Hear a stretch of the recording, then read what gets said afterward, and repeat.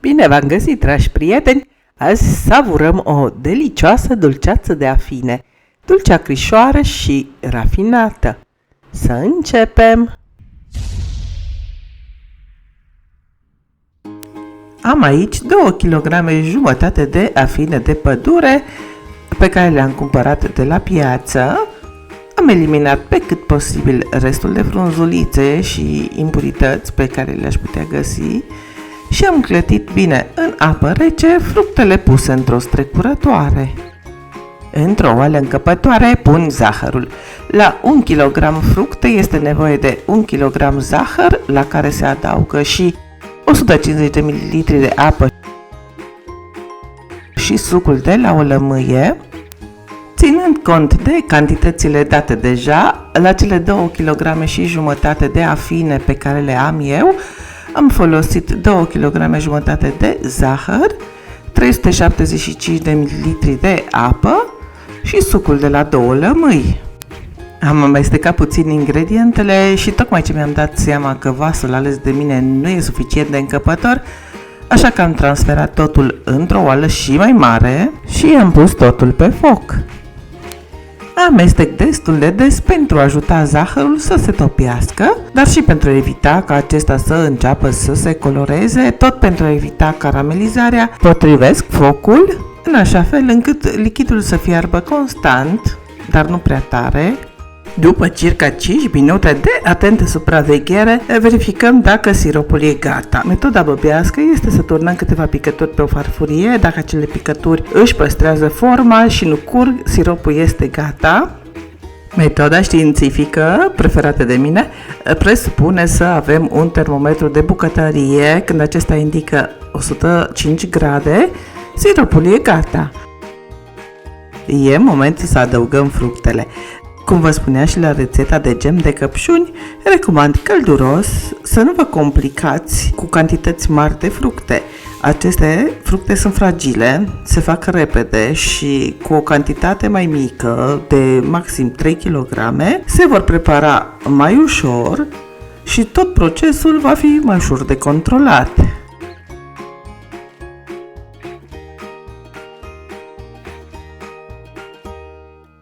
Acum că am adăugat afinele, așteptăm să dea dulceața în fiert. La acel moment scădem focul și o vom mai fierbe circa 10 minute. Cu o lingură nouă de lemn amestecăm cu mișcări foarte ușoare afinele cu siropul de zahăr. Mișcări ușoare pentru că nu vrem să zdrobim fructele.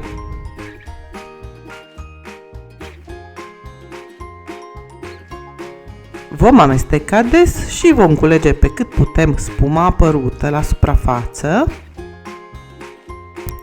Această spumă se formează din cauza impurităților din zahăr și înlăturarea ei va oferi dulceața de a se zaharisi, dar va asigura și o culoare frumoasă și un produs final aspectuos.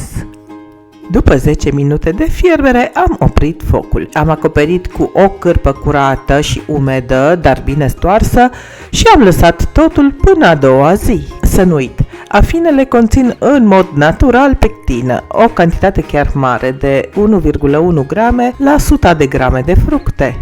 Pectina este o substanță solubilă în apă ce ajută la gelifierea dulceții. Cel mai bine vedem cât s-a îngroșat aceasta după ce o lăsăm să se răcească. Iată și dulceața de afine a doua zi are o consistență perfectă, e numai bună de pus în borcane. Bineînțeles, atât borcanele cât și capacele au fost în prealabil bine spălate și sterilizate la cuptor. Ca de obicei, pregătesc mai multe borcane decât cred eu că este cazul. Nu știu niciodată dacă nu mai este nevoie de un borcan în plus.